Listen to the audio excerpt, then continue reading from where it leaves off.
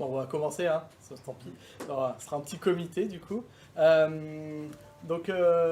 Jules, en fait, on voulait présenter un meet-up, du coup, sur l'infrastructure, sur ce qui se passe dans le DevOps, dans les déploiements. On est en fin d'année, on est en décembre. Moi, souvent, j'interviens pendant toute l'année en tant que consultant chez les clients. Et du coup, moi, décembre, c'est un moment où je fais un bilan un petit peu de ce que je suis arrivé à faire, ce que je suis pas arrivé à faire. Parce qu'en tant que DevOps ou dans une équipe DevOps, on est quand même porteur du changement normalement et des nouvelles méthodes et un peu de modernité. Et du coup, j'aime bien faire un bilan au mois de décembre, ce qui marche, ce qu'on arrive à faire et ce qu'on n'arrive pas à faire peut-être. Et peut-être voir une petite idée, peut-être qu'on pourrait faire un objectif pour 2023, une bonne résolution, des choses comme ça. Donc on va dérouler ça donc avec Jules, hein, qui avait des sujets un peu connexes sur Git. Et donc on s'est dit, allez, on va aller présenter quelque chose à deux.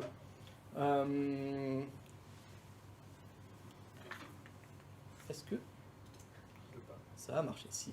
Donc je vais juste faire un petit rappel du DevOps. Bon, on en a déjà tous vu dans les 15 minutes le prez, mais on va vite passer là-dessus. Mais aujourd'hui, maintenant, DevOps, ça a apparu la première fois en 2007.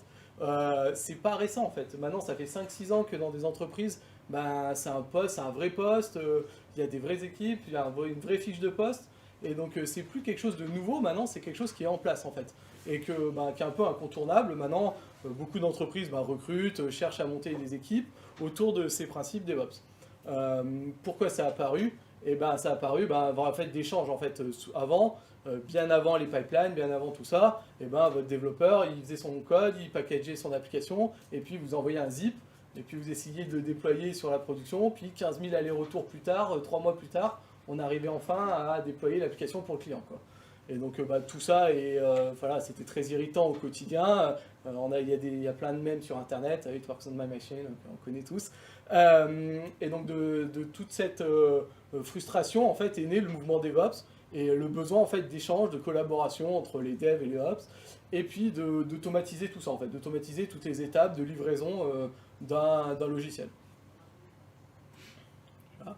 Donc il y avait un objectif en fait derrière tout ça, derrière une quête en fait, parce que aujourd'hui, comme je vous l'ai dit, il y a des DevOps, il y a des postes, il y a des équipes, c'est des moyens en fait mis en place par des entreprises pour arriver à un but. Et donc parmi les objectifs principaux du DevOps, c'était de réduire le time to market, donc réduire le temps d'une correction, d'une feature, arrive entre le moment où on décide de la faire et le moment où les utilisateurs peuvent l'utiliser, quoi, où c'est vraiment en production, quoi.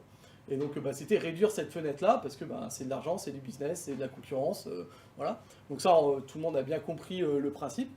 C'était aussi du coup casser un peu cette philosophie de moi je développe dans mon coin, puis je te donne le code pour que tu puisses le mettre en production, et puis après des milliers d'échanges plus tard on arrivait à faire quelque chose. Donc c'était vraiment casser ce stylo. Donc il y a vraiment la mission, quand on regarde des fiches de poste DevOps, ou taguer DevOps on va dire, parce que moi j'aime pas trop dire DevOps comme ça, mais taguer DevOps c'est vraiment casser les silos, casser les barrières, faire que les équipes discutent entre elles, interagissent entre elles, et puis automatiser tout ça. Donc derrière, il y a vraiment une idée de donner la main au développeur pour qu'il puisse arriver à mettre en production son changement, sa modification. Donc il y a vraiment ça, c'est vraiment dans la fiche de poste d'un poste DevOps. Quand on recrute quelqu'un, c'est pour mettre tout ça en place. Et avec des objectifs. Donc on peut se définir des objectifs, déployer par exemple plusieurs fois en production, de manière reproductible, de manière efficace, quoi. Et donc ça, c'est vraiment dans une fiche de poste, clairement, de quelqu'un qui est embauché en tant que DevOps dans une entreprise, quoi. Donc on va garder un peu cette idée tout au long de la présentation, que c'est ces objectifs-là. Et on va voir là où ça marche, et là où ça marche pas vraiment, quoi. Ok. Donc qu'est-ce qui marche aujourd'hui dans le DevOps qui fait que ça fonctionne? C'est une sorte de triptyque autour de Git. Donc c'est vraiment la backbone aujourd'hui de comment on fonctionne. Sans Git, on n'y arriverait pas. Donc c'est ce qui nous permet d'avoir un processus de construction d'une application, de déploiement. Donc on parle des releases, on parle des tags. Donc c'est les moyens de borner en fait le déploiement, de savoir ce qu'on va livrer. Et donc sans Git, on pourrait rien faire, quoi. Et basé sur Git, on a à droite la pipeline, donc la CI/CD. Donc là, c'est ce qu'on a emprunté à l'industrialisation, à Ford, aux voitures, aux machines. C'est faire des pipelines, faire des processus industriels où on entre à un endroit et on sort à un autre endroit et on passe par une chaîne et on fait différentes étapes. Donc on parle de build, de test, de deploy, et ça s'automatise. Et donc ça, c'est une partie qui fonctionne aujourd'hui. C'est un vrai élément important dans le fonctionnement d'une entreprise. La pipeline, on entend toujours, la pipeline est cassée, on ne peut plus déployer. Ça, aujourd'hui, c'est un élément vraiment très très important au sein d'une réussite de déploiement, quoi. Et il y a une autre partie, moi, que j'aime bien parler, et puis la nommer API, en fait. Aujourd'hui, ça marche, parce que c'est pas... Souvent, on entend parler, oui, on va dans le cloud, on utilise ça. Mais c'est pas que le cloud, en fait. C'est vraiment le fait qu'on ait des API. Aujourd'hui, tout communique autour de REST, autour de... Les programmes arrivent à communiquer entre eux de façon... on arrive à coder des interactions entre des outils, entre des fonctionnements. Bon, le cloud, en effet, c'est la meilleure explication. Vous avez une API, vous passez un ordre et vous avez une machine, quoi. Et en fait, c'est grâce à ça, grâce au fait que tout est APIisé aujourd'hui, qu'on arrive en fait à construire des pipelines, à automatiser des choses, à programmer tout en basant sur des événements Git. Et donc aujourd'hui, ce triptyque-là, c'est ce qui fait une des plus grosses réussites aujourd'hui en DevOps. Si vous voulez faire que votre démarche fonctionne, il faut implémenter ces trois éléments-là, quoi, à différents niveaux, plus vous êtes mature. Mais en tout cas, voilà, aujourd'hui, c'est comme ça. Ça, c'est quelque chose qui marche, qui fonctionne et que on sait qui est éprouvé et que les entreprises veulent implémenter, quoi. Si je vais laisser un peu la main. Du coup, si Git est au centre de tout ça, c'est parce qu'on a besoin du coup, d'un workflow Git qui soit à la fois puissant et costaud, dans le sens où c'est là-dessus que va s'appuyer toute la partie infra. Et donc du coup, tout ce qui va être lancé automatiquement, toute l'automatisation dans le monde du DevOps, finalement, elle va passer par Git, elle va passer par des actions Git qui vont déclencher toutes les parties automatisées. Donc, Jean-Michel, développeur, qui veut travailler sur une nouvelle feature, il va créer une nouvelle branche, il va travailler, et quand il va pousser son code, quand il va envoyer une nouvelle version de son code sur alors GitLab, GitHub, peu importe, hein, l'important c'est pas les technos qui sont derrière, c'est vraiment les concepts. Quand il va pousser son code sur Git, il va y avoir l'automatisation de tout un tas d'étapes de la pipeline dans la ligne de production, pour reprendre ton image finalement, où on va tester le code, vérifier qu'il compile, vérifier qu'il n'y a pas d'erreur, passer toute une batterie de tests, et à la moindre erreur dans cette pipeline, en fait, ça va bloquer la pipeline et ça va éviter d'aller jusqu'au bout. Et donc, puisque ce qu'on veut, c'est aller jusqu'au déploiement, on veut éviter de déployer quelque chose qui ne fonctionne pas, puisque ça représente un coût, etc.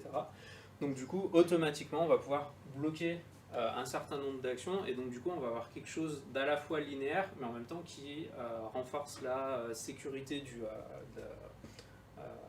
workflow de travail, puisqu'on va être capable justement de dire, quand j'arrive à l'étape de déploiement, je suis sûr que j'ai validé un certain nombre d'étapes qui font que je sais que ça va quand même un minimum marcher. Si j'ai des erreurs, du coup, on va à nouveau passer par Git pour corriger les erreurs, repousser une nouvelle version, et du coup, automatiquement, encore une fois, les tests vont repasser, tous les tests. Donc en fait, à chaque fois qu'une nouvelle version est envoyée, elle va être revalidée automatiquement. Et donc on va décharger une partie de la responsabilité de l'humain, entre guillemets, en tout cas du développeur, où toutes ces vérifications, elles vont se faire quoi qu'il en soit. C'est pas lui qui est chargé de vérifier ça, même s'il doit le faire en local, etc. Mais on va rajouter une couche de vérification. Et donc on solidifie la méthode de travail, et en plus on va automatiser toutes ces parties-là qui sont liées à l'infra. Et donc après, on va avoir une partie de review, évidemment, où on va approuver ces changements, et une fois que le travail de Jean-Michel a été accepté, du coup ça va être rapatrié dans la version principale du logiciel, donc dans la branche principale sur Git. Et là on va avoir une deuxième automatisation qui va se lancer, qui va être finalement la même qu'en test, sauf que cette fois, plutôt que de déployer dans un environnement de test, on va directement déployer dans un environnement de production. Et du coup, là, ce qui est intéressant de voir, c'est que finalement, le développeur, il n'a pas fait d'infra. Il n'a pas touché à l'infra, il n'a pas fait d'action en infra, il n'a pas besoin de compétences en infra.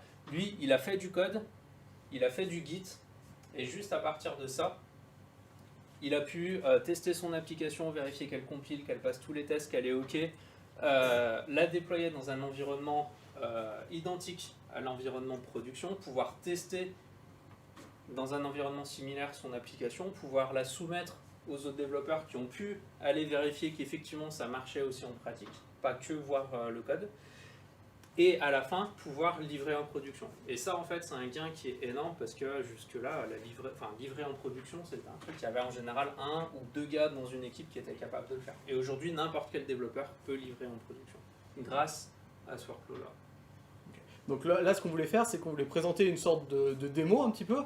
Alors, tout ce qu'on a dit, en fait, c'est valable sur n'importe quelle techno. Là, moi, on va essayer de faire quelque chose de sympa. Bon, c'est un meet-up. Moi, j'aime bien montrer des trucs un peu techniques. Mais tout ce qu'on a dit là, c'est valable peu importe les technos que vous utilisez, peu importe si vous faites du GitLab, du GitHub, vous faites du cloud, pas du cloud. On arrivera à le faire avec des scripts. J'arriverai à le faire avec des scripts, hein, c'est pas le problème. C'est juste que bon, ça sera un peu moins sympa à présenter. Donc là, c'est sûr qu'on va faire un peu de Kubernetes, on va faire un peu de cloud, on va essayer de faire des choses un peu sympas, mais tout ce qu'on a dit, c'est valable en fait. C'est valable même si vous avez une infra on-prem, il n'y a pas de souci. Donc moi, je vais me mettre à la place de Jean-Michel développeur. Et du coup, moi aujourd'hui, là, j'ai une appli qui est en production. Donc on voit pas l'URL parce que j'ai pas baissé assez voilà. Donc moi j'ai mon appli qui est en production dans mon calendrier de la vente de l'année dernière et du coup ben, Jean-Michel développeur il doit modifier l'année là, il doit corriger l'année, bon on va faire une vite correction. Qu'est-ce que je peux vous montrer, on va faire la correction, donc on est en 2022, il faut corriger. Donc qu'est-ce que je vais faire, je vais aller dans mon appli, je vais ouvrir ma branche tout simplement, donc je vais l'appeler feature update tout 2022. Allez, je vais faire ma correction. Je vais pas faire une grosse correction, mais c'est une correction. Je vais commit, classique. Ok, et je vais push ma branche. Donc là, si je sais taper, c'est mieux. Hop, je vais push. Donc là, ce qui va se passer, c'est que j'ai push ma modification. Donc là, ce qui va se passer, c'est que ça va trigger ma pipeline. Donc ma pipeline va se lancer, donc on voit là ma pipeline en cours, et donc c'est là où on va faire toutes les étapes de ce qu'on a dit d'industrialisation. Donc on va compiler le code, le tester, le coverage, tout ce qu'on peut inventer autour de valider que notre application est bien développée et que ma correction fonctionne. Donc là on voit le linter, on voit les tests, bon voilà, ça va se dérouler. Et l'important en fait, c'est que moi, au bout d'un moment, je vais construire un conteneur. Donc on voit là que je construis un conteneur avec mon application, avec ma modification, et le système va détecter que je suis dans une nouvelle branche, et donc du coup, il faut que je crée un environnement de preview pour que je teste ma modification. Mais moi, je suis à la place de Jean-Michel développeur, et du coup, moi, je ne sais pas faire de l'infrastructure, des certificats, des DNS, tout ça, moi, ça ne m'intéresse pas vraiment. Moi, ce que je veux, c'est la même application que ce que j'ai là, sauf qu'avec mon environnement de preview. Donc nous, ce qu'on utilise, bon là, pour faire une démo, c'est qu'on utilise Argo CD, donc qui est un outil de synchro de Chart-Helm avec Kubernetes. Et là, on voit qu'en fait, Argo CD, il a détecté que j'ai fait une branche. Voilà, update, c'est peut-être un peu petit, je vais grossir, voilà. Et voilà. Et donc, c'est en train de déployer mon application. Donc, on voit que ça déploie plein de ressources dans Kubernetes, donc notamment un certificat, un service, déploiement. Mais moi, j'ai pas besoin de tout ça à savoir ça. Moi, ce que j'ai besoin, c'est de créer une image Docker et que mon système après prenne le relais. En fait, que les DevOps, qu'ils travaillent pour me permettre d'automatiser, voilà. Et donc là, tout est vert, tout est bon. On a des codes qui sont simples, hein, c'est tout vert, donc vert c'est bien. Et du coup, j'ai un lien vers mon environnement avec une nouvelle URL, un nouveau certificat et ma correction. Voilà. Et donc moi, ce qui m'intéresse, c'est que j'ai juste poussé des images Docker. Pareil, si je fais d'autres modifications, si je continue, donc là, on a créé un environnement de preview. Si je continue dans ma branche à travailler, parce que là, du coup, je travaille dans ma branche de feature. Si je vais continuer de travailler dans ma branche de feature, eh ben, je vais vouloir pas créer encore un autre environnement, c'est bon, je l'ai, il fonctionne, mais le mettre à jour. Donc je sais pas, j'ai des messages. On va faire... ouais, super, citation. Donc là, si on retourne dans mon environnement de test, on voit que sur le 4, bon, j'ai pas de message du jour. Mon appli, elle n'a pas de message. On va rajouter un petit message. Voilà, hop. Toujours pareil, je vais continuer. Et je vais mettre update messages. Et je vais pusher ma message. Donc là, pareil, même principe. Ma pipeline se met en route. Si je retrouve ma pipeline. Voilà. Ma pipeline va se remettre en route. Voilà. Donc là, pareil, à nouveau, on refait toutes les mêmes étapes qu'on a fait. Hein. Le deploy, le test, la construction, on refait tous nos tests. Et par contre, là, au lieu de créer un nouvel environnement de preview, on va juste le mettre à jour. Mais nous, on ne veut pas savoir où il tourne, dans quel contexte il tourne, si c'est de l'ECS, si c'est de l'Azure, si c'est du KS. Nous, ça ne nous intéresse pas tout ça. Nous, ce qu'on veut, c'est vraiment faire notre modification et s'appuyer sur la force de la pipeline qui a été construite du coup par les équipes DevOps pour pouvoir déployer. Et donc ça, c'est un déploiement mature aujourd'hui qu'on fait, où on est capable de créer des environnements et les mettre à jour. Donc là, on va voir que du coup, si je regarde mon ECR dans Azure, bon, je ne suis pas sponsorisé par Amazon, mais il fallait bien en choisir un, hein, si Jeff il m'écoute. Donc là, on voit la première livraison que j'ai faite. Et normalement, quand ma pipeline va passer, on va voir arriver la deuxième image qui a été construite. Voilà, on voit la deuxième image avec un chat. Et là, normalement, le but, c'est que Argo CD scanne et voilà, voit qu'il y a une nouvelle image et va déployer à nouveau l'application. Donc on a un déploiement continu, sans faire d'action, naturellement. Et après, on se sert forcément des mécanismes de Kubernetes pour faire le rolling update. Mais on pourrait le faire avec d'autres technos. Moi, ce que je vous reteniez surtout dans cette présentation, c'est l'automatisation. Le fait qu'on soit dans Cube, c'est pas très grave. J'aurais pu faire un playbook Ansible, j'aurais pu déployer sur des machines, c'est pas très important. L'important, c'est vraiment de l'automatisation. C'est vraiment que le développeur se concentre sur son travail, sur ses tests, sur que son code fonctionne et qu'après, il puisse tester vraiment dans un environnement qui ressemble à la production. Donc avec une URL, avec une infrastructure, quelque chose pas sur son poste, où on stimule beaucoup de choses. C'est intéressant quand on débug, quand on commence à construire, mais il y a un moment où il faut tester dans un environnement réel. Et là, je crois que c'était le 4, c'est ça. Voilà, ma super citation. Voilà, ok. Donc j'ai mon déploiement. Bon, au bout d'un moment, je suis content, j'ai fait mes modifications. Il y a un moment, il va falloir que je merge. Donc du coup, là, peu importe que vous soyez dans GitHub, GitLab, tout ça, tout ça, je veux vraiment qu'on fasse une abstraction de tout ça. Hein. Là, je vais créer une pull request. Bien sûr, je vais la valider moi-même. Je vais merger mes changements tout seul, comme un grand, ce qu'il ne faut absolument pas faire. Donc là, on va considérer que quelqu'un a relu ma PR. Voilà. Et donc, une fois que j'ai mergé, je vais taguer je vais taguer. Donc, je vais repasser sur Buster. Hop, on va faire un petit fetch. Cool. Quoi que je peux taguer dans le graphe, ça sera un peu plus graphique. Je vais taguer là. Si je sais faire. Add un tag. Ok, donc là, on va utiliser une version Samver. 1.0, je crois que j'en étais à 4. Donc, on va mettre 5. On va pusher notre tag. Et donc là, classique, on tag. Donc du coup, sur master, donc on crée une... qui a coupé le wifi. Donc du coup, normalement, ça déclenche une autre pipeline qui va à nouveau faire les tests, à nouveau vérifier tout ça. Sauf que cette fois-ci, au lieu de mettre à jour mon application dans ma preview, là, on va mettre l'application en prod en jour. Donc là, on voit qu'Argo CD, il watch uniquement le Samver. Donc là, on est... J'étais en 0.4, j'ai tagué 0.5, c'est bon, tout est bon. tout est bon. Donc voilà, il va chercher en fait les versions avec V, voilà, et au bout d'un moment, on va avoir un déclenchement. Donc après, il y a un watch, hein, donc il va falloir que je meuble un petit peu, mais le but, c'est que tout soit automatique, jusqu'à la production en fait. Là, c'est moi, en tant que développeur, j'ai pu tester mes changements, faire mes changements, voir que ça marchait dans mon environnement, et pousser jusqu'en production.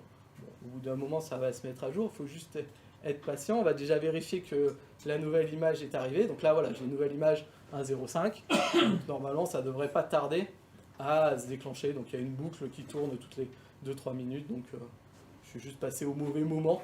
Mais le but, c'est qu'il n'y a vraiment pas d'action. On ne va pas aller dire « je veux déployer ma version de production ». Non, c'est mes actions dans Git qui déclenchent ma construction de mon conteneur. Et c'est le fait que mon conteneur soit présent qui va faire un nouveau déploiement. Donc on n'a pas d'intervention manuelle, on essaie de squeezer tous ces blocages, toutes ces choses-là pour remplacer vraiment par de l'automatisation, mais full automatisation. Le seul déclencheur doit être Git, et au bout d'un moment, bon, on va attendre un petit peu. C'est toujours le moment où si tu n'as pas passé devant le bon tic, il faut attendre un petit peu. J'ai une question du coup. Le Argo, il se déclenche parce qu'il watch les images qui arrivent. Alors, j'allais reprendre après dans un j'ai une slide pour ça. Je veux juste, voilà, ok. Donc là, il déclenche, voilà.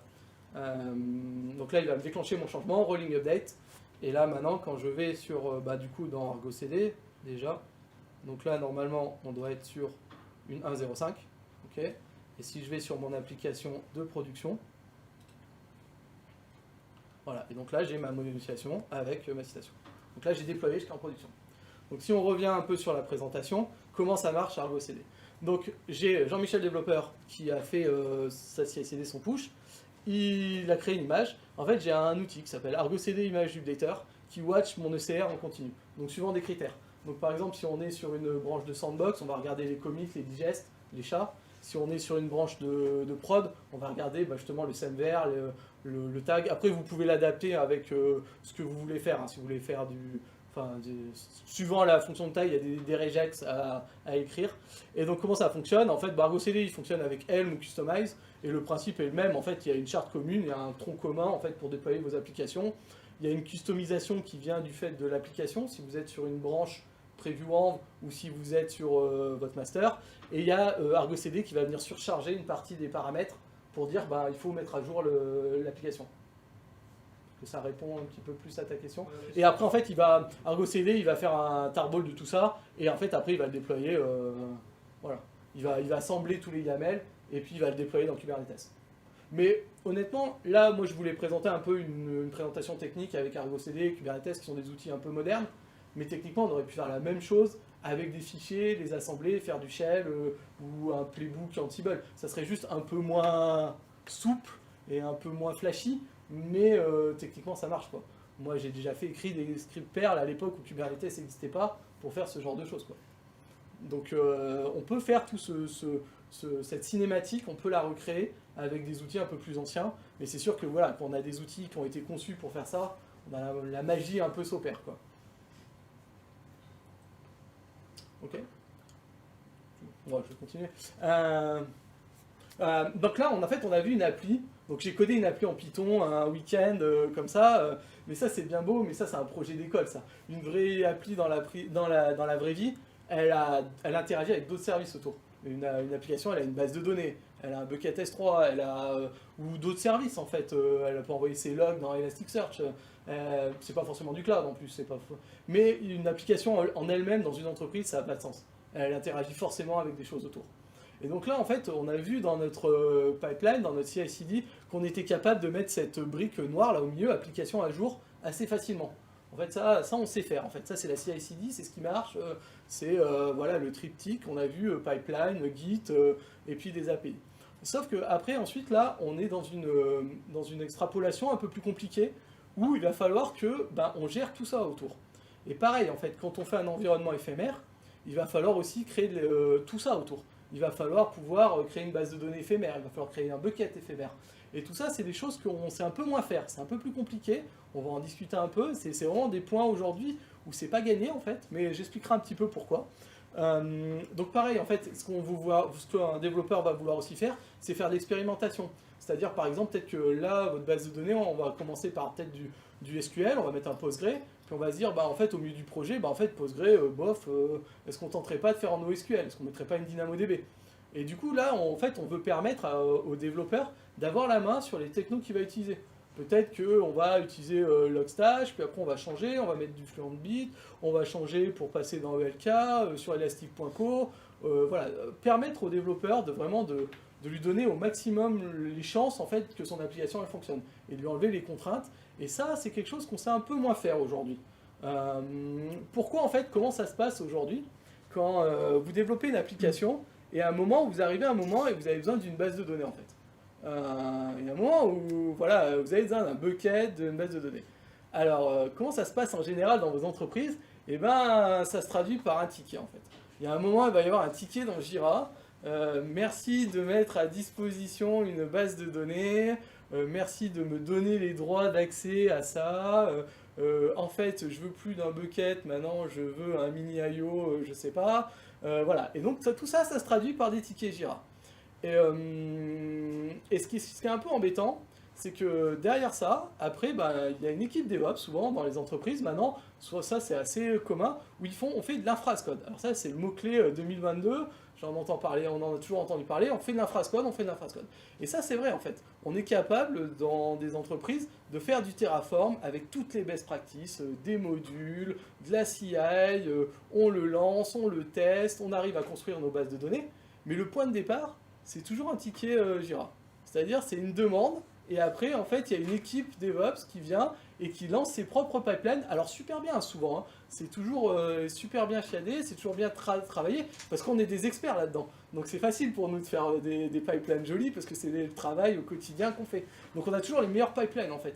Mais tout ça, c'est un petit problème, en fait, parce que quand on voit, moi j'ai fait un petit schéma, là, je me suis amusé, mais on a cassé un premier mur, là, on n'arrivait pas à aller, après le package, on était un peu bloqué, il fallait donner son zip aux développeurs pour dire, vas-y, mets-moi-le, s'il te plaît, sur le serveur.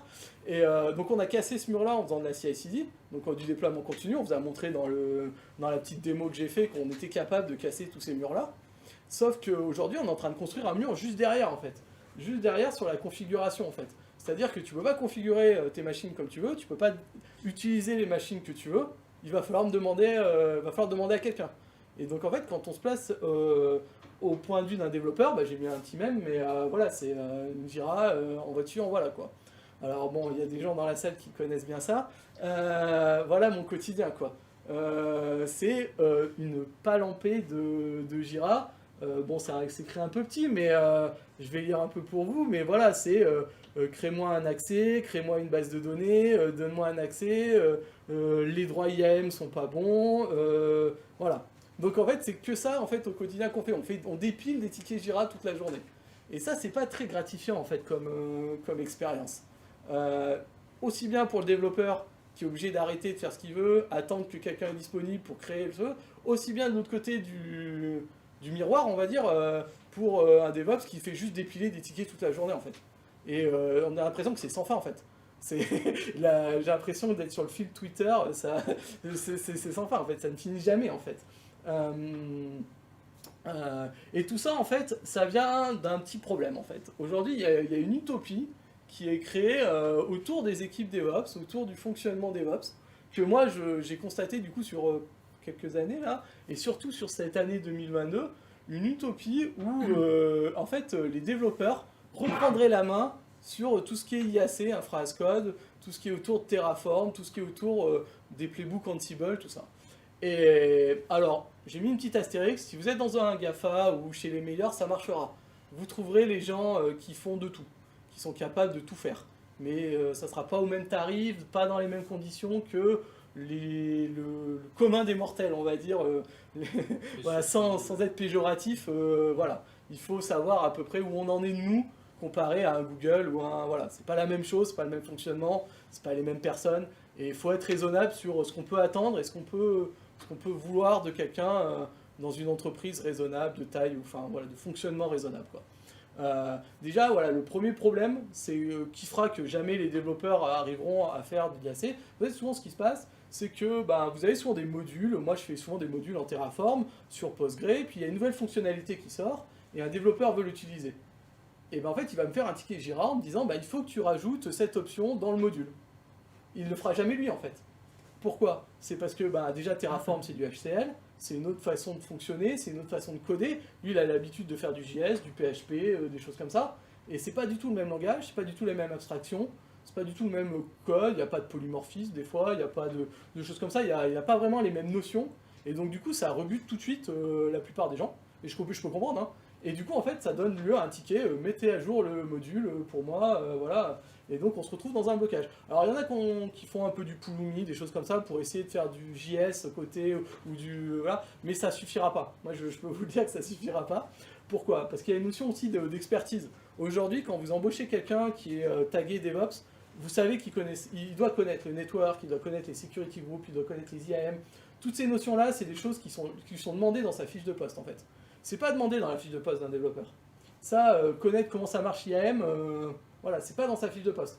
Donc du coup, s'il doit régler tous ces problèmes de droit quand il crée son infrastructure, sa base de données, ses accès, tout ça, eh ben, il va falloir faire de la formation, et pas qu'un peu. Hein. Et il va falloir aussi emmener les gens avec. Donc ça, c'est très compliqué. C'est faisable. Hein. Touche que là encore, on est dans le réel, on est encore dans le feasible, c'est à peu près faisable, c'est accessible, on va dire. Mais et puis après, il y a encore d'autres problèmes. Il y a le problème de sécurité, de gouvernance. Qui gère les secrets? Qui a accès à la production? Comment on fait pour stocker nos secrets? Comment on les génère? Tout ça, c'est des compétences. Pareil, c'est des comment je vais dire, c'est des raccourcis, c'est des choses que les DevOps, qu'une équipe DevOps, tu peux demander à quelqu'un que tu embauches DevOps d'avoir ces connaissances-là, ces réflexes, voilà, je cherchais mes mots, ces réflexes-là autour de la gestion des secrets. Le demander à un développeur, c'est déjà plus compliqué, parce que lui les concepts qu'il connaît, c'est par exemple des hash tables, c'est le problème objet, les sessions, ça il connaît. Par contre, lui parler de gestion des droits, de gouvernance, des choses comme ça, c'est pas des choses qui sont demandées normalement en fait, et on ne s'attend pas là-dessus non plus. Quand vous calculez, quand vous savez savoir est-ce que quelqu'un est un bon développeur, est-ce qu'on va lui donner sa prime et tout ça, c'est pas être sur des points de vue de gouvernance ou de gestion des secrets. Ça va être, voilà, est-ce qu'il est capable de gérer son quotidien, du sprint, de son développement, est-ce qu'il est capable, voilà, pas sur de la gestion de secrets, quoi. Et par contre, quelqu'un qui est tagué dans une équipe DevOps, vous l'attendez sur ça. C'est dans sa fiche de poste. Donc du coup, on a un décalage comme ça qui se crée de culture, de choses comme ça. Et là, c'est encore faisable. Et là, c'est la dernière étape, qui pour moi met le dernier clou dans le cercueil, on va dire, qui n'arrivera jamais. C'est qu'aujourd'hui, les développeurs, ils sont organisés en product team. C'est-à-dire que, ou en pizza team, ou en, je sais pas, ça c'est vraiment quelque chose qui est fait aujourd'hui, où vous organisez 5-6 personnes, 5-6 développeurs autour de fonctionnalités dans votre logiciel. Sauf que ça marche très bien pour le logiciel, mais ça marche pas du tout pour l'infrastructure. Quand vous créez une base de données dans votre entreprise, vous voulez que toutes les bases de données soient les mêmes. Où est les mêmes paramètres? Vous voulez pas créer de l'individualité. Vous voulez créer de l'individualité dans des features produits, ça ok. Mais pas dans la création des règles réseau. Les règles réseau, c'est les mêmes pour tout le monde. Et si vous créez ça au niveau des développeurs, dans leur pizza team, dans leur product team, qu'est-ce que vous allez avoir? Vous allez avoir des règles réseau sur chaque projet. Et ça devient ingérable. Ceux qui ont essayé, la catastrophe est au virage. Donc ça, vraiment, c'est pour moi la conclusion un peu de l'année 2022, c'est qu'il faut sortir cette idée de la tête que les développeurs font de l'infra-as-code. Ça, il faut en faire son deuil. À moins que vous êtes chez Google, ça n'arrivera jamais, quoi. Clairement. Donc, qu'est-ce qu'on fait quand on en est là? On essaye de trouver d'autres solutions. Donc, moi, c'est vrai que j'ai réfléchi du coup pour 2023. Quels sont les objectifs? Qu'est-ce que je vais vouloir faire? Qu'est-ce que je vais vouloir réfléchir? Et sur quoi je vais vouloir travailler? Et du coup, moi, j'ai lu un peu sur ce notion de shift left, en fait. Donc, moi, je me suis fait ma petite définition. J'aime bien faire quand j'introduis, voilà, c'est facile d'introduire un mot un peu marketing, un peu comme ça, mais j'aimerais bien savoir voilà, ce qu'il y a derrière. Et pour moi, en fait, c'est le concept d'agir le plus tôt possible et en amont, en fait, d'anticiper les problèmes en parlant dès le début. C'est-à-dire que dès qu'on veut construire quelque chose, on commence déjà à parler de ça, avant même de faire quelque chose. Et en même temps, tous en même temps. Et pareil, on va rapprocher aussi ceux qui réalisent les actions de leurs responsabilités. On va essayer de leur donner les actions, les possibilités le plus tôt possible. Et c'est ça, faire un shift left. Donc ça, c'est une notion shift left, ça existe en dehors de l'informatique. Hein. On n'est pas les premiers, de toute façon, on copie toujours tout ce qui existe à côté. Mais dans l'informatique, c'est arrivé en premier sur les tests. Aujourd'hui, shift left des tests, ça, tout le monde est connu. On va en reparler un peu après, mais ça va parler à tout le monde. Aujourd'hui, on réalise les tests au plus tôt possible. Vous écrivez un bout de code, vous mettez un test unitaire, vous faites les tests dès le début. Et c'est le développeur qui fait les tests. Dès le début. Comment c'est lui le première ligne de code, on doit faire les premiers tests. Aujourd'hui, ça a été repris un peu par la sécurité. Ça commence un peu. On commence à parler de questions de sécurité. Avant, on parlait de questions de sécurité quand on livrait. Comment ça se fait qu'on gère les certificats? Est-ce que notre base de données elle est dans un VPC? Est-ce qu'on va avoir accès aux données? On y pensait quand on livrait, à la fin, tout à la fin.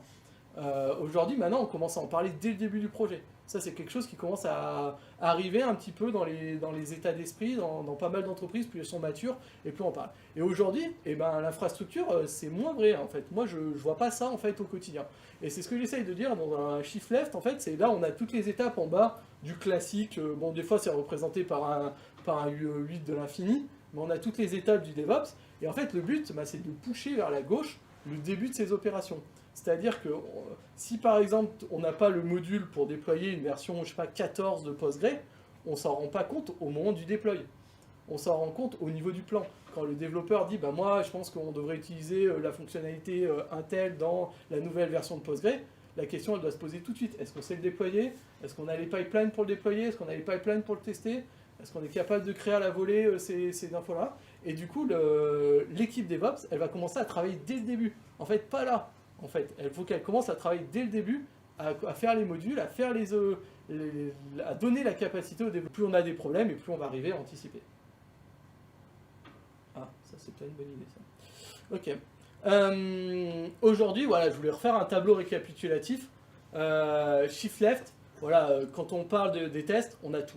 On a des tests unitaires, on a du end-to-end, on a du coverage. On est capable aussi de faire des méthodes de développement, on fait du TDD. Donc là, TDD, le développeur, dès le début, il est inclus dans les tests. Dès le début. Donc voilà, maintenant c'est évident, un projet qui n'a pas de test, pour moi, c'est pas sérieux, quoi. Dans toutes les mentalités, c'est clair que c'est une évidence. Vous arrivez sur un projet, il n'y a pas de test, vous criez au scandale, quoi.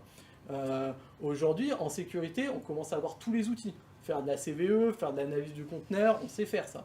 Mettre des dependabot, regarder l'obsolescence de vos packages, on sait faire ça. Tout ça, c'est des trucs qu'on sait faire. Faire des pentests, faire de la détection des secrets. Moi, c'est souvent ce que je fais. J'arrive chez un nouveau client, je fais passer un script, est-ce qu'on n'a pas des secrets AWS dans GitHub? Un des premiers trucs à faire. Donc du coup, ça, et après on sensibilise les personnes. Et ça, c'est vraiment au quotidien. Je trouve que dans 2022, ça c'est vraiment un truc qui est arrivé, où on sensibilise les gens, où c'est démocratisé, où on se dit, ouais, il faudrait peut-être qu'on réfléchisse quand même à pas faire n'importe quoi côté sécurité. Il y a le monde public un petit peu qui a eu des accidents, on sait tous qu'il y a eu des fuites de données, les hôpitaux, les choses comme ça. Du coup, ça, maintenant, on est clair que c'est redescendu jusqu'à nous, quoi, jusqu'à l'oreille de tout le monde, quoi. Aujourd'hui, l'infrastructure, il n'y a rien en fait. Vous avez un problème, votre base de données, vous n'arrivez pas à vous connecter à une base de données, votre service il n'arrive pas à communiquer avec votre bucket S3, bah, c'est dans un channel Slack, vous mettez à l'aide, aidez-moi, Tafra, aidez-moi, quoi, au secours, quoi. Et il n'y a aucun outil, vous n'avez aucun outil, vous n'avez rien du tout. Alors bon, on peut parler d'SQLite, Local Stack, mais je ne l'ai pas vu souvent, et la plupart du temps, en fait, on n'a rien. Enfin, comment on simule une base de données, comment on simule un bucket S3, comment on fait pour tester, comment on se dit, bah là, dans 15 jours, on fait 15 jours SQL, 15 jours NoSQL, puis on voit quel est le meilleur. Ça, on n'a aucun outil. C'est vraiment, il faut aller dans le Slack, @infra, aidez-moi s'il vous plaît, quoi. C'est ce qu'on fait aujourd'hui, en fait. Et c'est une réalité. Et moi, ce que je voudrais qu'on fasse, c'est que en 2023, moi, c'est un de mes objectifs, en fait, dans les prochaines choses que je voudrais faire, c'est, alors après, il y a plein de termes, anglais ou pas, autour du module prêt à l'emploi, du chef service, ça s'appelle, Internal Developer Platform. Derrière tout ça, en fait, il y a une idée, c'est de créer un module, mais au sens large. Là, on ne parle pas de module Terraform ou module Ansible, enfin, c'est vraiment un module, c'est-à-dire une boîte noire où, en fait, on va pouvoir servir sur l'étagère. Bah, moi, je veux un S3, je veux une RDS, hop, je la prends et je la mets dans mon projet. J'en veux plus, bah, je la jette. Et du coup, c'est censé être assez interchangeable. Voilà. Bien sûr, on va parler de valeurs par défaut représentatives. Le but, si vous voulez qu'un module soit utilisé, c'est comme une librairie quand vous utilisez dans votre code. Il faut qu'il y ait le moindre... les valeurs, il faut qu'elles aient un sens en fait. Elles aient un sens dans votre entreprise. Par exemple, je ne sais pas, vous utilisez principalement du Postgre, il faut que votre module RDS il soit configuré pour gérer du Postgre par défaut. En fait, si vous devez rentrer 40 paramètres pour arriver que ça fonctionne, alors que c'est le fonctionnement nominal de votre entreprise, personne n'acceptera de travailler avec votre module. Comme une librairie, c'est pareil. Il faut que ça soit simple. Il faut aussi que ça soit disponible pour tout le monde. Il faut arrêter ah non, mais pas ça, parce que c'est trop sensible. Ah mais non, ça... Non, on ouvre toutes les vannes, on laisse le développeur choisir, et après on fera le tri. Mais il faut l'encadrer dans un module. En fait, votre boîte de votre module, c'est elle qui va faire la gouvernance, qui va gérer ce que vous avez le droit de faire, pas faire. Et du coup, ça va être un cadre de travail correct pour votre développeur, quoi. Bah, bien sûr, disponible dès le début du projet, ça j'en ai parlé. Il faut directement être clair dès le début du projet ce qu'on peut utiliser, ce qui manque. Peut-être qu'il manque quelque chose. Et du coup, il faut en parler dès le début du projet. passer sur du versionning simple. Alors ça, j'en reparlerai un petit peu après, majeur, mineur, être capable de pousser des corrections mineures sans dire à tous vos développeurs, hey, pensez à mettre à jour votre module. Donc ça, maintenant, on a des outils, tous les outils fonctionnent comme ça. Cette syntaxe-là, je l'ai emprunté de, je sais pas, de Terraform, j'imagine. Mais on se retrouve un peu de partout, où on prend un 0 et après on prend toutes les mineurs derrière, quoi. Donc du coup, on va pouvoir mettre à jour, faire des correctifs. Bon, après, quand on aura un breaking change, ben là, on discutera de comment on monte en version majeure. Et là, ce qui est intéressant, c'est que ce package-là, ce module-là, il est maintenu par les équipes DevOps, en fait. C'est eux qui vont travailler derrière, et c'est gratifiant comme travail. C'est pas, on n'est pas là à dépiler des tickets Jira toute la journée. En fait, on est en train de développer quelque chose, une plateforme pour les développeurs. On devient les développeurs des développeurs, quoi. Et donc, du coup, on crée de la valeur, et bien plus que juste répondre à j'ai pas accès à ma base de données, il manque un droit pour que j'arrive à accéder à ça, où c'est pas très intéressant en fait au quotidien, quoi. On arrive à vite faire le tour. Et tout ça, bah, bien sûr, il faut de la documentation. On en reparlera après.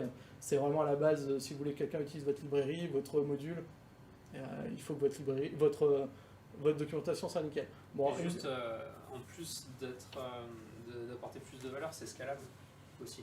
C'est-à-dire qu'avec une équipe de DevOps de quelques personnes, faire des tickets Jira, ça marche bien si en face, tu as à peu près le même nombre de personnes qui demandent des tickets, quoi. Mais si tu as une équipe qui grossit, de développeurs et de besoins, en fait, ça ne scale pas. Donc, les gens ils passent leur temps à attendre que quelqu'un puisse répondre aux tickets Jira et en fait, ça ne scale pas. Et ben, c'est ce qu'on voit dans beaucoup d'entreprises où leur équipe DevOps grossit, alors que la qualité du service ne s'améliore pas en fait. Au contraire même. Et du coup, le réflexe, c'est d'embaucher plus de DevOps, alors que c'est pas ça la solution. La solution n'est pas là. Une des personnes que moi j'adore et que je suis beaucoup, Kesley, voilà, il envoie des tweets très sympathiques de temps en temps. Je pense que voilà, avec beaucoup de bon sens et beaucoup de vérité. Je vous laisserai lire. Ok. Donc dans le fonctionnement, moi ce que je voudrais qu'on retienne, c'est que c'est sûr qu'on va parler beaucoup de cloud, on va parler beaucoup de Kubernetes, mais c'est pas lié à ça. Vous avez de l'on-premise, vous êtes un peu en retard sur les technos, c'est pas un problème. C'est pas lié, tout ce qu'on va dire jusqu'à maintenant, tout ce qu'on a dit même avant, c'est pas lié aux technos. Il faut vraiment s'en sortir de ça, c'est vraiment un mindset, c'est vraiment une façon de travailler et un changement d'objectif et un changement d'organisation dans une entreprise, quoi. C'est pas lié aux technos. On pourrait le faire. Bon, c'est sûr que si vous me dites qu'on va faire ça en script shell, ça va être plus compliqué, mais techniquement c'est possible. Techniquement c'est possible. Voilà. Bon, dans les bénéfices, pas d'effet waterfall sur les demandes, hein, c'est ce que je vous disais. Moi, ma liste de Jira sans fin, où on voit jamais le bout. Est-ce que je suis disponible? Est-ce que si je suis malade, qu'est-ce qui se passe? Voilà. Donc le but, c'est vraiment que les développeurs aient vraiment la main, ils puissent expérimenter, ils soient capables de faire tout seul. Et le but, c'est de leur donner les outils pour qu'ils puissent travailler, quoi. On veut toujours garder la notion de preview rendre. Il faut qu'ils soient capables de monter un environnement de preview, en fait. C'est-à-dire avec tout ce qu'a besoin leur application autour. Là, on ne parlera pas que du conteneur où il y avait mon application, où c'était facile, où ça, la plupart des entreprises maintenant savent faire. Il va falloir aller plus loin et être capable de créer des environnements de preview, en fait. Vraiment de pouvoir générer tout ça. Et l'intérêt en fait que moi je vois derrière ça avec pas mal de temps, c'est toute la gouvernance, tout ça. Quand vous voulez faire un changement au niveau de votre entreprise, par exemple vous voulez changer une règle réseau, vous voulez changer une règle ou changer des tags, par exemple pour le FinOps, souvent on demande de rajouter des tags, vous devez faire tous les projets un par un. Là vous avez une centralisation des modules, une centralisation des objets, et ben vous allez le mettre à jour, et quand vos développeurs vont réutiliser vos modules redéployés, et ben en fait ça va redéployer vos changements. Vous n'allez plus être acteur du déploiement, vous allez juste fournir le nouveau service, vous allez faire une version mineure, et vous allez laisser vos développeurs pousser les modifications dans leurs changements, dans leur production, aussi bien que dans les environnements de preview, de sandbox, staging, quoi. Donc l'intérêt en fait de tout ce fonctionnement-là, c'est vraiment opérer un changement et vraiment aussi créer de la valeur. Moi j'insiste vachement là-dessus, où je trouve qu'aujourd'hui, on parle beaucoup que c'est dur de recruter des DevOps, qu'il y a une pénurie et tout ça. Moi, je pense que le problème aussi vient qu'on demande beaucoup de compétences à quelqu'un qui est tagué DevOps, et dans le quotidien, et ben en fait, c'est pas très glorieux tout le temps, quoi. Et donc, je trouve qu'il y a un gros décalage en fait entre l'attente au niveau des compétences et le fonctionnement au quotidien, en fait. On demande des gens qui sont matures, qui sont seniors, qui ont beaucoup d'expérience, qui ont pu développer, qui savent faire de l'infra. et au final, on leur demande de dépiler des tickets Jira, quoi. Moi, c'est un peu une problématique que je vois au fait qu'on est peu nombreux à supporter ça. Ok. Il n'y a quand même pas que des avantages hein, dans tout ça. Il va y avoir des points d'attention à avoir pour que ça fonctionne en fait. Hein. Je vais peut-être te laisser un peu. Je vais te donner la main. Du coup, il n'y a pas que des gains, il y a aussi des. Alors, on va pas dire des désavantages parce que c'est pas une question de désavantage, c'est plutôt une question de points d'attention, de points critiques, de rigueur à avoir sur certains points. Le premier, on en a déjà parlé, c'est justement Git. Du coup, tout le workflow, il va se baser sur Git. Et donc du coup, on va être obligé, donc c'est ce que j'ai dit un peu tout à l'heure, on va être obligé d'avoir un workflow qui est solide, qui a été construit en amont. Donc là encore, comme tu disais, tout le monde ne peut pas faire ce qu'il veut dans son coin. On est obligé d'avoir un workflow qui est solide avec, voilà, on se met d'accord, les branches, les noms de branches ils doivent être respectés parce que tel nom de branche va impliquer tel type d'infrastructure, tel autre nom de branche, tel autre type d'infrastructure. On va déployer en fonction du nom de la branche, en fonction des tags.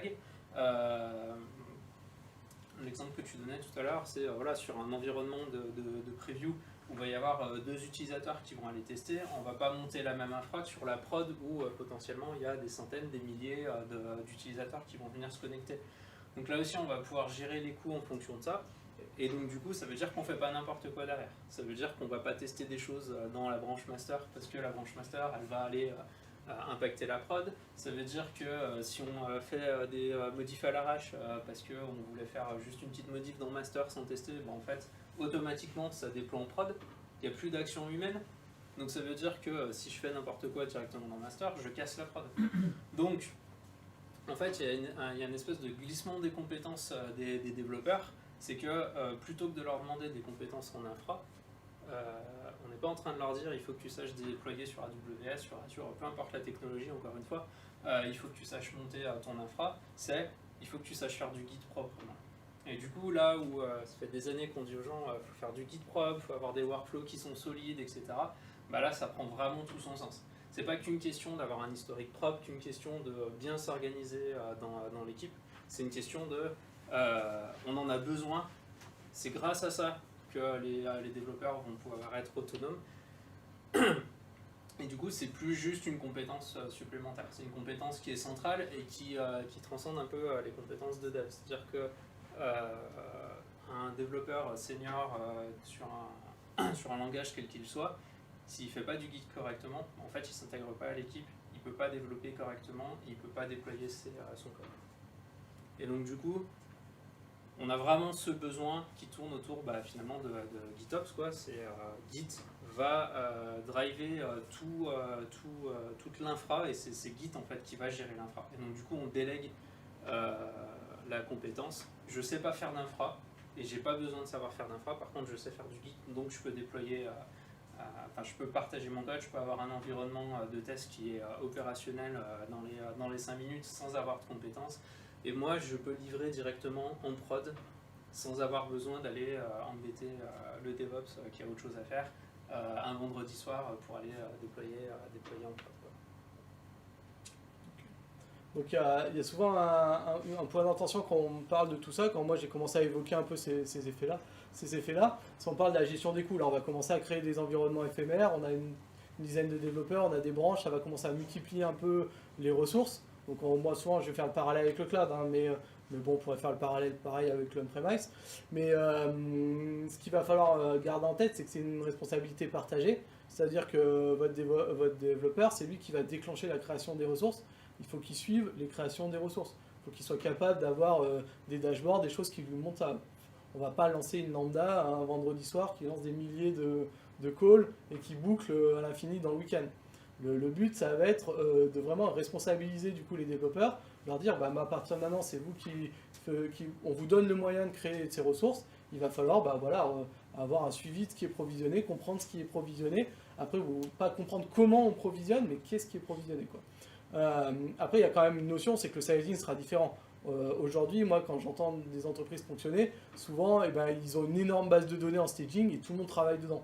Donc on a un mastodonte où tout le monde vient poser son petit code et voilà. Là, on va pouvoir travailler sur un sizing différent. Si vous testez votre fonctionnalité juste dans votre coin ou à 2 ou 3 personnes, vous n'avez pas besoin de la même base de données ou la même taille d'instance ou de bucket. Après, vous pourrez faire un test en amont, ça n'empêchera pas sur la production de faire un test en taille réelle avant en déployer en production. Mais dans votre environnement éphémère, bah, vous aurez des sizings forcément différents en fait. Du coup, les coûts, on ne va pas multiplier votre mastodonte en base de données ou le cluster. On va faire des clusters de taille un peu plus raisonnable pour faire un test lié à la feature, quoi. Pareil, bah après ça va être la responsabilité de tout le monde d'arrêter les ressources aussi. Parce que c'est clair qu'on va augmenter les coûts, mais après il faut juste gérer cette augmentation. Parce que le but c'est de travailler plus vite, donc d'arriver à être plus concurrent, plus compétitif, mais ça ne veut pas dire faire n'importe quoi. C'est-à-dire, bah voilà, les ressources, la nuit, il faut les arrêter, quoi. Surtout sur les environnements éphémères. Donc là, ça voudra dire faire des lambdas, faire des choses comme ça, par exemple sur AWS, pour taguer, pour récupérer les tags, arrêter les ressources, les détruire, penser à fermer les branches aussi. Moi, souvent, ce que j'aime bien dire, c'est que cette fonctionnalité-là, ça va permettre aussi aux devs d'être responsables sur la durée de vie d'une branche, en fait. Parce que normalement, en fait, en Gitflow, on crée une feature, c'est pour rajouter une fonctionnalité, elle doit être fermée au bout d'un moment. On fait un sprint de 15 jours, bah, au bout du 10e jour, la branche, elle doit être fermée normalement. On ne doit pas laisser des branches des mois ouvertes et du coup avec des ressources associées pendant des mois. Et je pense que ça, c'est un point négatif du coup, le coût des environnements éphémères, mais un point positif aussi, c'est que ça va obliger les équipes à clôturer leurs branches, quoi, à finir de travailler, quoi. Parce que des branches qui sont ouvertes pendant des mois, on a tous connu ça, et le moment où il faut la merger, ben là, c'est une catastrophe, quoi. On introduit des bugs, on ne sait pas faire, et voilà, on fait une régression, enfin on connaît tout ça. Et tout ça, ça vient d'un biais, c'est qu'on ne se sent pas dans l'obligation de finir, en fait. Donc du coup, là, avec ça, on aura une pression des coûts qui vous obligera peut-être à fermer les branches au moins obsolètes. Alors là, effectivement, l'utilisation de Git, elle est centrale, et c'est quelque chose, encore une fois, c'est un truc qu'on pousse sur Git de dire qu'il faut faire des petites branches parce que c'est plus facile, etc.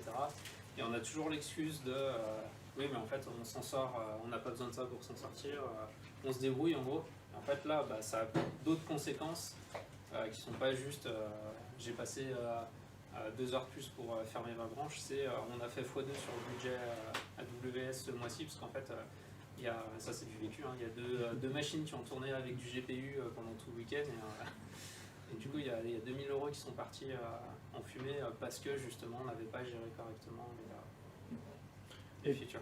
Et tout ça, pour revenir, c'est responsabiliser les équipes, leur donner aussi les outils, hein. C'est bien beau de dire responsabiliser les personnes si vous ne leur donnez pas les outils pour pouvoir faire le suivi, le dashboard, les budgets, les alertes sur le budget.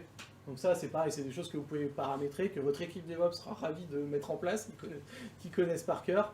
Et voilà, donc pour que votre équipe puisse suivre au quotidien ces budgets de leur environnement éphémère, quoi. Aussi bien que la production, quoi. Okay. Bon, je l'ai redit, mais on va remarteler. La documentation, nerf de la guerre, si vous voulez qu'on utilise vos modules, il faut qu'ils soient simples. Il faut que les valeurs par défaut qu'elles correspondent à ce qui fonctionne dans votre entreprise, et pas ce qui fonctionne en général. Peu importe la valeur, je ne sais pas, si vous faites du Postgre en version 12, et que dans le monde entier on fait du 14, c'est pas grave, mettez 12, mettez les valeurs pour votre entreprise. Le but c'est que le développeur il mette le moins de paramètres en plus pour fonctionner. Voilà. Et par contre, c'est clair que la documentation, il faut qu'elle soit claire. Donc là, j'ai mis une documentation d'une norme que j'ai déjà faite, mais voilà, il faut qu'il y ait des exemples. Il faut que ça soit simple à utiliser. Il faut que vous soyez attractif, en fait. Et ça, bon là, je m'adresse un peu plus aux équipes DevOps. Il faut que votre module soit attractif, en fait, pour que les gens l'utilisent. Il ne faut pas juste penser que par l'obligation tout le monde va l'utiliser. Non, essayez de faire les choses intéressantes. Dites-vous, moi, si je devais utiliser ce module, qu'est-ce que j'aimerais avoir dans la doc, comment j'aimerais qu'il soit construit, et du coup, donner envie aux gens d'utiliser le code que vous avez écrit, quoi. Bon, voilà, je rappelle.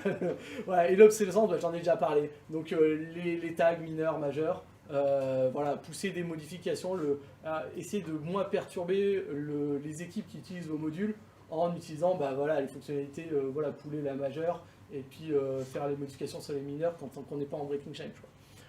Pareil, détecter l'obsolescence, ça marche dans le code, mais ça marche aussi dans ses propres modules. Si vous devenez producteur de modules, il faut aussi détecter que les gens utilisent bien la dernière version, soit capable de mettre à jour. Et du coup, bah, là, il doit y avoir des échanges, des communications pour voir pourquoi les équipes ne montent pas dans votre dernière version de module, quoi. Comme un peu les librairies, comme les versions de... Voilà, quand on monte de version de Java, ou quand on monte de version de...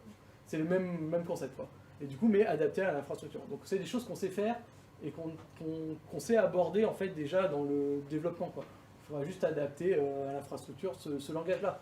Mais ça reste des choses qu'on connaît, quoi. Faire un dépend de bot, ça, normalement, on sait faire, quoi. Et documentation à jour, bah, pareil. Il faut que votre documentation elle soit dans la dernière version de votre dernier module, sinon si vous créez de la dette technique vous-même, eh ben, vous pouvez pas vous plaindre que les autres ont de la dette technique derrière, quoi. Ok. Je voudrais faire une petite démo. Donc, bon, moi j'aime bien faire des démos techniques, mais encore une fois, je vais rappeler, le but c'est pas de s'attacher aux outils que je vais utiliser. Donc je vais faire du crossplane et du Argo CD encore, mais on va essayer de montrer en fait comment ça se passe, créer un environnement virtuel en fait. Donc l'éphémère, quoi. Donc là, bah, je suis en prod. Donc j'ai ma modif. On va faire une nouvelle modif. Non, pas là. Voilà. On va faire une nouvelle modif. Ce coup-ci, on va rattacher une base de données Postgre à mon application. Donc là, j'ai fait des développements. Donc là, on voit quand je livre mon appli. Si je regarde le 1er janvier, là, j'ai mon message. Bon, j'ai pas de back-end, donc si je rafraîchis, bah, je peux à nouveau ouvrir le premier jour. C'est pas terrible. J'aimerais bien un petit peu avoir un state et puis conserver un peu ce qui se passe, quoi. Quand les gens consultent mon site, quoi. Donc ce qu'on va faire, c'est qu'on va rajouter une base de données en fait dans mon code. Bon, j'ai déjà codé un petit peu la base de données, je vais pas le faire en live. Mais par contre, moi ce qui va m'intéresser, c'est qu'est-ce que doit rajouter un développeur pour avoir sa base de données dans son environnement éphémère en fait. Et bien, de ce qu'on a vu en fait, on va juste rajouter un fichier qu'on va appeler config.yaml. Hop. Et bon, j'ai préparé déjà normalement quelque part la clé. Voilà, je veux juste une base de données Postgre. C'est-à-dire que moi je dis pas la version, je dis pas l'IP. Je dis pas le host, je dis pas le secret, je dis pas le user, qu'est-ce que je dis pas non plus, le VPC, le security group, le DB cluster, quand est-ce qu'il va être mis à jour, quand est-ce qu'il va être backupé. Bon, j'arrête là, je pense que tout le monde a compris. Je veux juste une base de données. Donc je vais aller dans AWS sur mon compte là, hop, et je vais aller dans RDS pour vous prouver quand même que... Ou alors prendre des risques. Je n'ai pas de base de données. Moi j'aime bien prendre des risques. J'ai pas de base de données, je triche pas, j'ai rien du tout, j'ai que dalle. Okay. Donc là, ben, pareil que tout à l'heure, hein, je fais ma branche. Hop, je fais ma branche. Feature, add RDS. Allez, c'est parfait ça. Git add. Je vais pas faire comme tout à l'heure, je vais ajouter mon fichier. Git commit, add RDS, hein. Et on va pusher comme tout à l'heure la branche. Donc là, ce qu'on va vouloir, c'est qu'on crée un environnement éphémère. On va aussi vouloir que la pipeline détecte qu'on a voulu une RDS et qui va me créer en fait une base de données dans mon Cloudr. Alors je vois que le net, c'est particulier, hein. Là, je fais une animation de gars qui court. Ok. J'espère que le stream il va. Moi, à mon avis, le stream il va avoir un petit peu des soucis, mais Ouais. bon, c'est pas grave. Fallait venir. J'ai bien du mal à. Qu'est-ce qui se passe? Alors je pensais que ma démo, il y aurait peut-être des soucis, mais pas sur un push, quoi.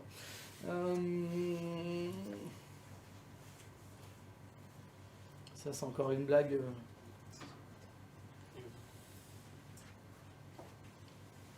Ok. Qu'est-ce qui se passe? Ah, j'ai bien du wifi moi pourtant. Qu'est-ce qui se passe? Pourquoi j'ai plus de internet? Est-ce que j'ai internet là? Si. Qu'est-ce qui se passe? Est-ce qu'on voit mon push?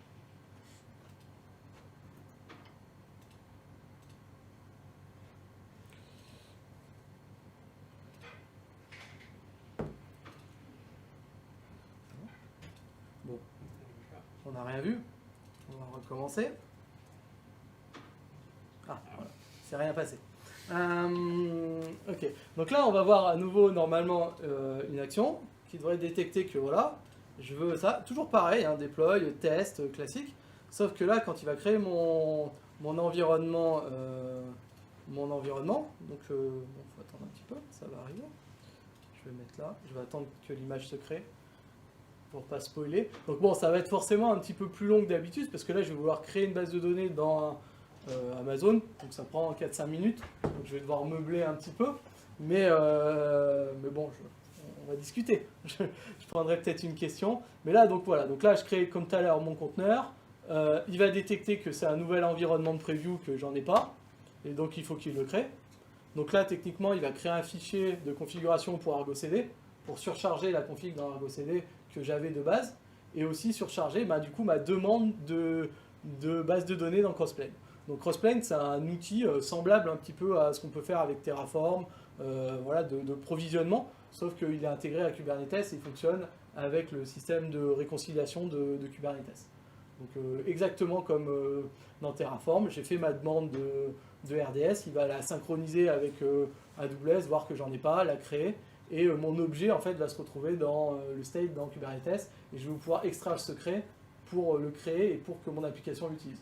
Donc à aucun moment là on voit, hein, là c'est juste je crée la preview env, à aucun moment je vais voir un mot de passe ou quelque chose, donc là on voit bien que j'ai demandé une nouvelle base de données. Là normalement,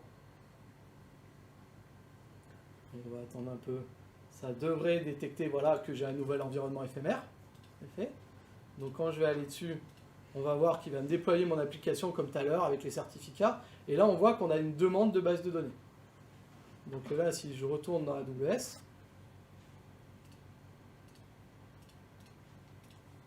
donc au bout d'un moment, je devrais voir une demande, voilà, j'ai une demande d'AWS. Donc là j'ai ma RDS qui est construite, et mon RDS, elle reprend tous les paramètres que j'ai dit. Donc là, j'ai une DB3 small, donc j'ai jamais demandé une T3 small, mais ça c'est par défaut. Voilà, elle est dans EU Central 1, sur un VPC, il y a un security group, il y a des paramètres, il y a des subnets privés.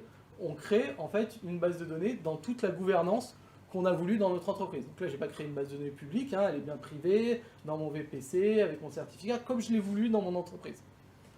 Bon, après, il va falloir qu'on attende un petit peu, parce que voilà, il va falloir que je meuble pendant quelques temps que la base de données se crée. Alors après, là, c'est là l'intérêt où il y a Kubernetes, c'est qu'en fait, le temps que ma base de données se crée, il y a la réconciliation de Kubernetes qui va tourner. Donc mon application, elle n'est pas up, elle attend sa base de données. Donc au bout d'un moment, une fois que la base de données sera disponible, mon application va se lancer et je vais pouvoir me servir de ma base de données éphémère que j'ai créée, à la volée. Sans avoir sans intervenir sur l'infra. Ouais, en rajoutant une ligne dans un fichier de configuration. Voilà, donc en fait, je me suis servi du module créé par l'équipe de DevOps qui dit voilà, je veux une base de données Postgres, c'est tout. Après, bien sûr, on pourrait exposer des paramètres, la taille du disque, mais là, le but, en fait, c'est pas d'exposer des milliers de paramètres, en fait. Vous allez voir les 3-4 paramètres qui sont intéressants. J'imagine que la taille, la version, puis c'est tout. Enfin, voilà, on a fait le tour, quoi. Et donc du coup ce serait ça de masquer en fait toute la complexité de créer toutes les ressources en fait, hein, parce que derrière on sait bien que dans Amazon pour créer une base de données il ne faut pas juste 3 ressources, hein. Il faut créer un security group, il faut créer un DB cluster, il faut mettre des paramètres, donc tout ça va être abstrait pour le développeur. Nous on ne veut pas se contenter de ça, on va se servir de ce qui est défini dans notre entreprise et les règles de l'entreprise. Bon, il faut 2-3 minutes, hein, ça arrive, hein. Le cloud, hein, c'est pas tout magique. Ce que je peux faire, c'est que je peux peut-être prendre une ou deux questions si vous avez pendant ce temps qu'on mouline. S'il y a quelqu'un qui a une question. Est-ce que ce process permet de se rapprocher à ce que certains essayent de faire, d'avoir une prod jour 1? Oui, le but en fait, c'est ce que je disais, j'ai rappelé la question, c'est est-ce que ça se rapproche de créer une prod jour 1? Oui, je pense qu'aujourd'hui, moi ce que j'essaye de pousser aux gens, c'est que quand tu vas faire quand tu vas faire une correction, c'est un peu moins vrai, mais quand tu vas faire un nouveau microservice par exemple, construis ton image conteneur avec Hello World dedans. Et on va aller jusqu'en prod, jusqu'à Hello World. On ne l'exposera pas, on coupera l'ingress pour pas qu'il soit exposé, mais on peut déjà construire toute l'infrastructure dès le jour 1 et dire voilà, on va tester notre pipeline jusqu'au bout, on va voir s'il ne nous manque pas des modules. C'est ce que je disais tout à l'heure, est-ce qu'il ne va pas nous manquer une fonctionnalité? Est-ce qu'à un moment tu ne vas pas utiliser, je sais pas, EventBridge et puis on n'a pas de quoi le faire gérer, quoi. Est-ce qu'aujourd'hui tu vas demander un Kafka ou quelque chose comme ça et on n'a pas de quoi. Et c'est bien de s'en rendre compte le plus tôt possible, parce que du coup tes équipes elles peuvent commencer le plus tôt possible à faire les modules, à faire les choses que tu auras besoin, quoi. Et en effet, oui, en effet, ça se rapproche énormément de ça, quoi. Donc je vais voir dans ma commande où on en est. Je l'ai pas déjà faite. Elle est bonne. Ah, allez hop. Ouais, j'ai pas dû meubler pendant longtemps. Alors, ok, allez hop. Bon, faut attendre que mon application. On va essayer de suivre un petit peu ce qui se passe.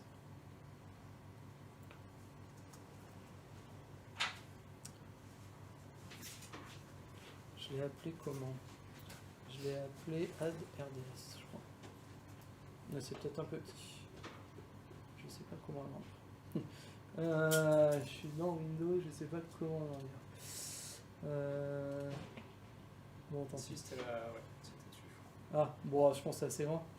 Donc là, on voit qu'elle n'est pas encore ready. Ma RDS n'est pas encore ready. Là, elle est ready. Et là, normalement, dans mon application, j'ai le secret, du coup, qui contient toutes mes données, quoi. Et donc ça, c'est par exemple quelque chose que... RDS. Voilà. Donc normalement, je vais avoir mon secret. Voilà, il est là. Et ça, c'est quelque chose qu'on n'est pas obligé de donner accès, en fait, au développeur, en fait.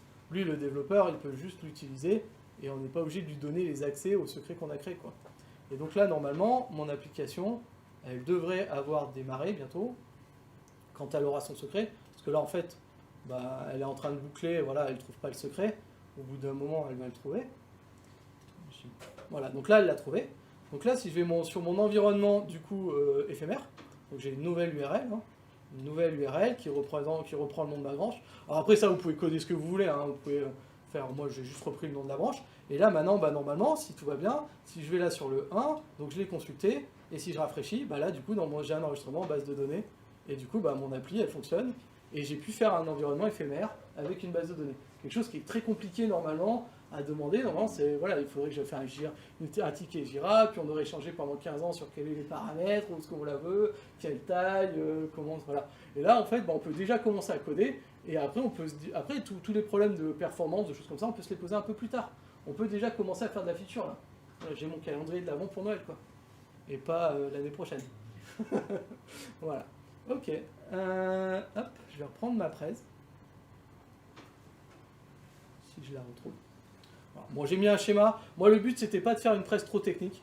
Je vous laisserai regarder comment marche Crossplane et Argo CD, mais c'est pas très compliqué. Et puis en plus, le but, moi, vraiment, c'était parler un peu aux équipes de développement et voir ce qu'on peut créer et vraiment donner la main, donner la possibilité à vos équipes DevOps de mettre en place de ces choses-là. Ils s'amuseront bien plus à faire ça qu'à créer des security groups dans Terraform. Donc je vous ai mis quelques liens, donc il y a le code que j'ai fait pour arriver à faire la presse, si ça vous intéresse. Il y a un très bon article sur AWS qui en parle. Si vous voulez aller plus loin, il y a des gens qui en parlent bien mieux de moi, du problème de DevOps aujourd'hui et du fonctionnement un petit peu, bon, avec des mots bien fleuris, mais voilà, tout ce problème-là, toute cette gestion en fait des environnements, de la gestion de l'infrastructure, je vous donnerai la presse hein, dans le meetup pour vous pourrez récupérer les liens. Mais voilà, donc c'est des gens qui en parlent souvent, ils font des posts et ils font voilà, du lobbying, on va dire un petit peu, pour qu'on essaye de sortir de cette situation-là où on a des équipes DevOps qui grossissent juste pour dépiler du ticket Jira. Et donc voilà, bah, moi du coup je voulais en parler aujourd'hui pour faire un peu un bilan de ce qu'on a fait en 2022 et me donner un objectif, on va dire en 2023, de mettre en place ça à une envergure un peu plus importante. Parce que bon voilà, j'ai créé une base de données, mais on s'imagine bien que dans une vraie infra, on va vouloir créer plein de dépendances, plein de ressources dépendantes les unes des autres, mais techniquement on va pouvoir scaler le schéma que j'ai fait à une taille raisonnable, quoi. Et donc du coup moi ça va être un de mes objectifs en 2023 d'essayer de pousser à mettre ça en place et puis peut-être un jour de faire un Rex sur ça dans quelques mois, vous dire si on a tout cassé ou si ça va mieux. Je sais pas si tu voulais rajouter quelque chose. Non, je pense bon, que ok. plutôt pas mal, on est dans les temps. On est dans les temps. Je peux prendre encore quelques questions du coup. Si vous avez des questions, on n'est pas nombreux, mais... Tout ça, ça devient difficile, voire impossible, parce que la responsabilité de la prod et de l'hébergement est chez le client. Le client avec qui il n'a a priori rien à voir. Est-ce qu'on va leur demander d'accorder ensemble nos violons, nos fichiers, nos configurations pour pouvoir mettre ça chez eux. Alors, Parce ouais. qu'on se dit tant pis. Ok. Je reformule la question pour qu'on enregistre. Enfin, ça Mais en gros, suppose que tout est dans l'entreprise, quoi. non, pas forcément. En fait, toi, ce que tu veux dire, si je comprends bien la question, c'est si ta prod est hébergée ailleurs, Ouais. par un service tiers, Voilà. comment tu fonctionnes. Voilà. En fait, moi, j'ai envie de dire, aujourd'hui, quand tu utilises Heroku, par exemple, quand tu utilises Clever Cloud, qu'est-ce qu'ils ont fait, ces gens-là? Tu leur donnes un Docker file, ils te génèrent ton conteneur, ils te l'hébergent et ils te renvoient une URL pour héberger ton service. Donc en fait, qu'est-ce qu'ils ont fait? Ils ont fait une API. Si on revient à mon schéma de tout du début de la Trinité là, qu'est-ce qu'ils ont fait? Leur service qui est extérieur à ton entreprise, qui est privé, ils en ont fait une API en fait. Si demain, ton fournisseur, voilà, bon, ça n'arrivera pas demain, si tu travailles avec certains fournisseurs, ça, je peux déjà te dire que ça n'arrivera pas demain, mais si ton fournisseur il te fournit une API que toi tu peux communiquer au travers de ta pipeline pour lui demander d'héberger quelque chose, et ben techniquement ça va fonctionner en fait. Pour moi, c'est pas un problème technique tout ça. Tout ça, c'est pour ça que tout le long de l'après, j'ai essayé d'insister sur le fait que c'est pas un problème technique, c'est vraiment un problème de mentalité et de fonctionnement et de vraiment de sortir. Parce qu'en fait, le problème aussi que moi j'ai pas trop voulu parler, c'est que ça, là, ce triangle-là, c'est une réussite en fait. Ça a tellement été une réussite que bah, maintenant on s'en contente en fait. On dit bah on peut pas aller plus loin encore là. Mais en fait, si on peut aller plus loin, il y a d'autres triangles encore derrière. Mais sauf qu'on s'est arrêté là en fait. Et du coup, maintenant, c'est comme je dis, on est en train de construire un mur derrière le premier mur qu'on a abattu. Mais franchement, pour moi, il n'y a pas de limite en fait. C'est pas parce que tu. Bon, c'est sûr que c'est plus simple que si tu héberges toi-même ton infra chez toi, de faire des changements comme ça, de vision et de ça. Mais pour moi, c'est pas un problème technique. C'est pas parce que. Voilà. Il faudrait juste que ton service extérieur expose une API, quoi. Que tu puisses lui envoyer des infos, quoi. Après, si derrière ils ont les moyens de comprendre ton ordre d'API et de créer l'environnement et de créer je sais pas, le serveur, la base de données, le truc, et ben il n'y a pas de souci quoi. Il faut qu'ils aient des choses. Ah oui, bah oui, il faut qu'ils aient des choses quoi. Mais aujourd'hui, c'est pas un problème technique. Hein. Oui, technique, non, oui, Ouais, après on verra combien de temps ça va mettre pour arriver. Mais voilà, moi vraiment, c'est vraiment quelque chose, bah voilà, comme je disais, moi en 2023, j'ai essayé de pousser là-dedans, j'ai essayé de trouver des gens avec qui veulent faire ça. Mais du coup, ouais, ça va être un peu les enjeux, à mon avis, des prochaines années. Il y a beaucoup de gens qui parlent de plateforme engineer, qui commencent à dévier un peu, voilà, et ça va tout dans cette mouvance-là, qu'on arrête un peu qu'on a fait le tour en fait de ce triptyque-là. Et donc du coup, souvent, on va remarketer les noms. Bon, moi, ça me plaît pas trop, mais derrière, il y a une vérité, quoi. Il y a une vérité qu'on a fait le tour, quoi. Au début, ça s'appelait équipe infra, maintenant, ça s'équipe équipe DevOps. Demain, ça s'appelait plateforme team, quoi. Mais c'est pas grave, ça. Moi, les mots, ça me dérange pas trop. C'est surtout, tant qu'il y a les bonnes idées derrière, il n'y a pas de souci, quoi. Je sais pas s'il y avait d'autres questions. Vas-y. Du coup, toi, quand tu parlais de left shifting, c'était déterminer un besoin. Du coup, là, ça va concerner les développeurs pour déterminer en amont, avant même que l'application sorte, les ressources qu'ils peuvent avoir besoin, éventuellement s'il y a des évolutions sur l'infrastructure, etc. Et du coup, ça va décaler les DevOps, entre guillemets, dans la case de conception avec les équipes. Ça fait, ouais. Et ça va. Enfin, du coup, ça rajoute aussi une charge de travail de ce côté-là pour les DevOps. Est-ce qu'il y a des.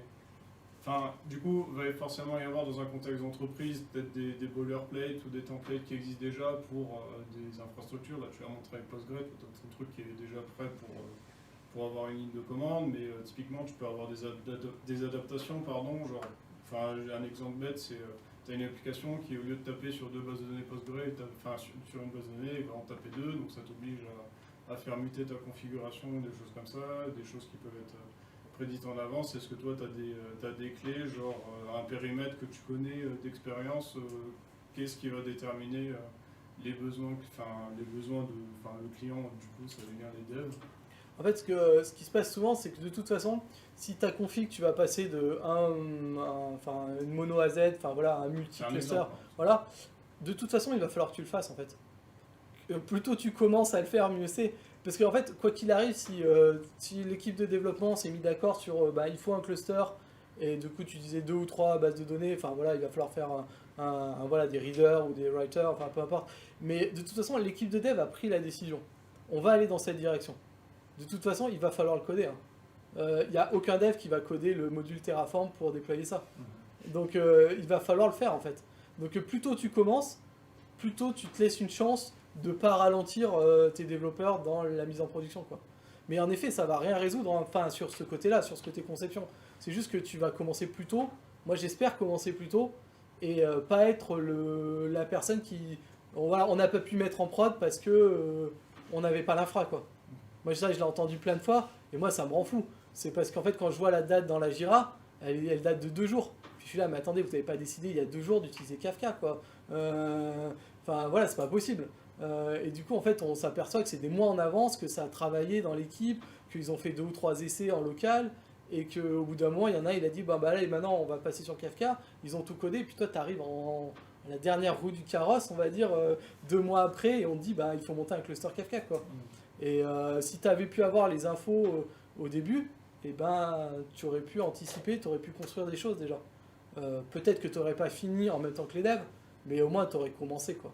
Tu vois, c'est surtout ça en fait que moi je remarque, c'est que des fois, quand tu regardes les dates et tu vois, a posteriori, tu fais un peu l'enquête de pourquoi on s'est planté, bah, tu te rends compte que c'est des manques de communication, c'est des manques de démarrage plutôt, tu vois, c'est des choses comme ça. Et si tu organises ça en disant, bah voilà, dès le début dans ta pipeline, il faut que tu sois capable de créer un environnement de preview avec tous les bons éléments de ton infrastructure, t'as pas le choix de commencer à les développer tôt, quoi. Tu vois, c'est un peu tout le... Voilà, tes obligations de ce modèle de pensée va normalement t'amener dans des meilleures pratiques, quoi. En plus, tu factorises le travail, Ouais. parce qu'effectivement, c'est une surcharge de travail la première fois, mais la deuxième équipe qui va avoir besoin d'un Kafka, tu vas lui dire, bah, le module c'est celui-là, l'option c'est un Kafka à trous, et bah, si je reprends ce que tu as fait, ça t'a pas repris du temps de remonter ton truc. Tu vas ajouter une option, ça va t'activer, il sera accessible, tu n'auras même pas besoin de savoir comment il est accessible et par où. Il sera accessible et puis voilà. Et finalement, une fois que ça a été fait une fois, bah, ce temps-là il a gagné. Et du coup, ça te libère du temps sur les tickets. Comme tu disais, la valeur ajoutée elle est plus importante parce que plutôt que de répondre à des tickets, tu fabriques ton module qui est utile et en fait, la prochaine fois qu'il sera utile, bah, il sera déjà présent et il n'y aura pas besoin de tout recommencer, quoi.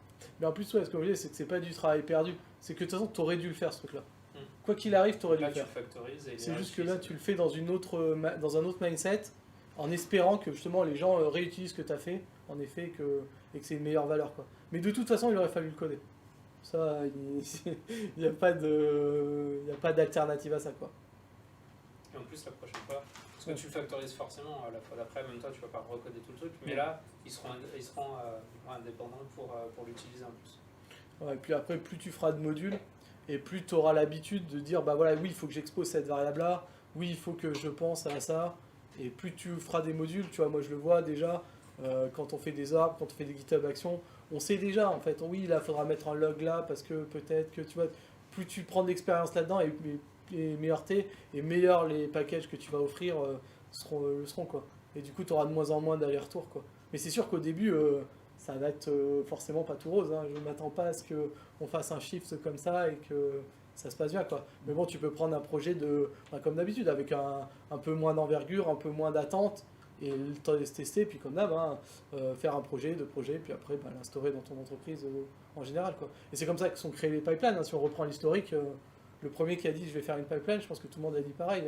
Mais pourquoi, comment et aujourd'hui, tu arrives sur un projet, tu dis mais elle est où ma pipeline, quoi. J'espère que ça fera la même chose sur... C'est tout bon? Il y a d'autres questions? Non, les courageux qui sont venus. Bon, du coup, je vais arrêter le live. Ce que je vous propose, c'est qu'on reste un petit peu pour discuter. Si vous avez des questions, si vous avez un peu des trucs un peu plus techniques, je peux y répondre. Là, j'ai voulu volontairement pas être trop technique.